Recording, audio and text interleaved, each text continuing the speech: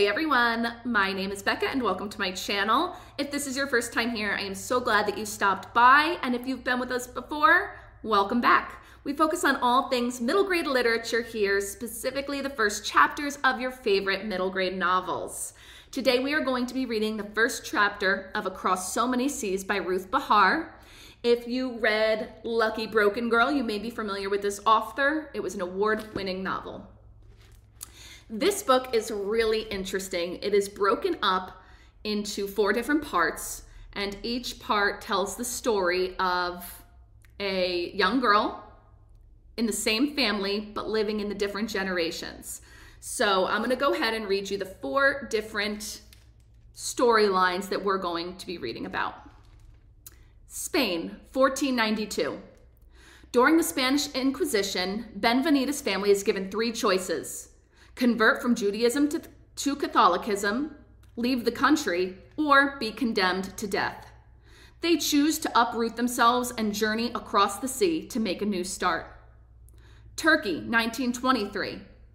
After the Turkish War of Independence, Reina is optimistic about women gaining more freedom. However, when her father ships her off to Cuba as punishment for a small act of disobedience, her future is completely altered.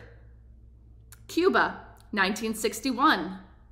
Allegra, Reina's daughter, is excited to be part of Castro's revolution, working as a brigadista, teaching countryfolk to read and write. However, Castro's crackdowns on business are making it increasingly hard for her family to survive in Cuba, and their days are numbered. Miami, 2003. Paloma, Allegra's daughter, is fascinated by all the journeys that had to happen before she could be born, and is grateful to live in a time and place where she feels free and safe. She's excited to learn more about her heritage on a trip to Spain with her parents and Abuela Reina, a trip that astounds them when they make a momentous discovery.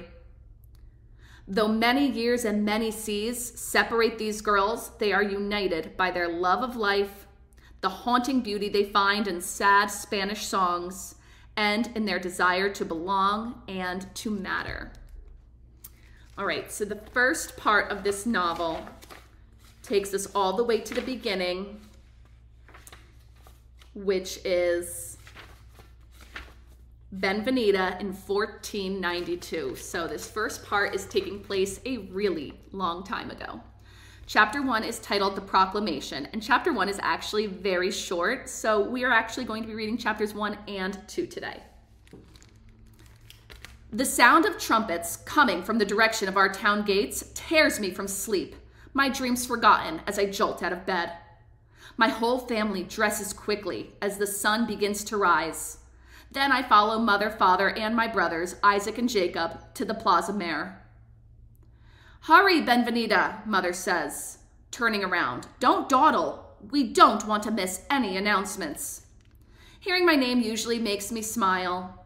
As the youngest and only girl of the family, I was named Benvenida because everyone welcomed me when I was born. But today is not a day for smiles. The cobblestone path, glistening from the morning dew, is slippery under my feet. It is strange to be out this early, but the familiar scent of almond sweets that perfumes our town calms me.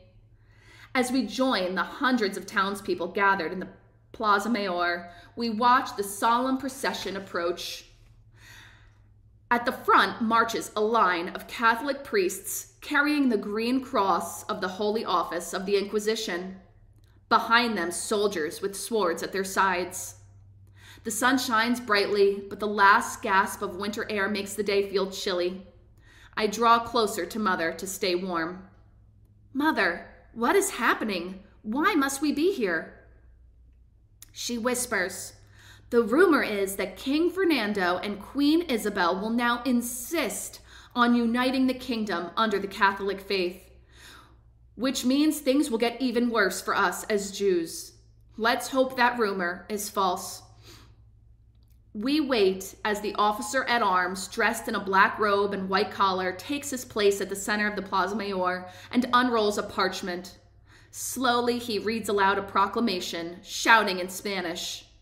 On this day, the 31st of March of the year 1492, We order all Jews and Jewesses, regardless of age, who live in our kingdom and lordships, that by the end of the month of July of the present year, they depart from all these our realms and lordships. And whoever disobeys us and does not leave within this time and is found in any place in our kingdom will be sentenced to death by hanging. A gasp arises from the crowd. I can see the Jews around me lowering their eyes at the indignity. Echoing in my heart those words, death by hanging. I shake with fear as we head home, hardly believing what I just heard. Chapter 2, Expulsion. Father closes the door swiftly the minute we arrive home, and we all slip into the kitchen, the room farthest from the street, where we can speak without being heard by the neighbors. You know what they're calling for? Father asks Mother, clutching his chest. Expulsion? She replies solemnly. What does expulsion mean? I ask. Isaac, who is 15 and knows the answer to most things, says, it means we Jews are to be thrown out of the kingdom. We have to leave here by the end of July. That's only 4 months. How can that be? Hasn't our family lived in Toledo for hundreds of years? Don't we belong here? Yes, we do belong here, says Jacob, who knows almost as much as Isaac, just having celebrated his bar mitzvah. But they will only let us stay if we convert to Catholicism. And that we will never do, I exclaim. I've heard Father say this many times, even though in our own family, there are converts called conversos. To Father's great shame, his 2 sisters and their families accepted baptism to the Catholic faith. I thank the Lord that our parents are no longer alive, for they would cry without end for my sisters, Father had said when they began wearing crosses around their neck. Life would be easier if we converted, though. Around us are family, friends, and neighbors who gave up being Jewish in the hope that they wouldn't stand out as different. The friends I played with as a small child, 2 sisters called Susanna and Deborah, no longer speak to me. Yet not so long ago, the 3 of us were best friends. We ate together, prayed together, dreamed together.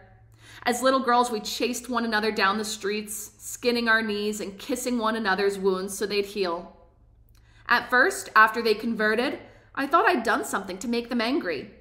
I tried to ask for forgiveness by giving them candied figs. Stay away, they yelled. We can't be friends with you until you stop being a Jew. And I yelled back, then we shall never be friends.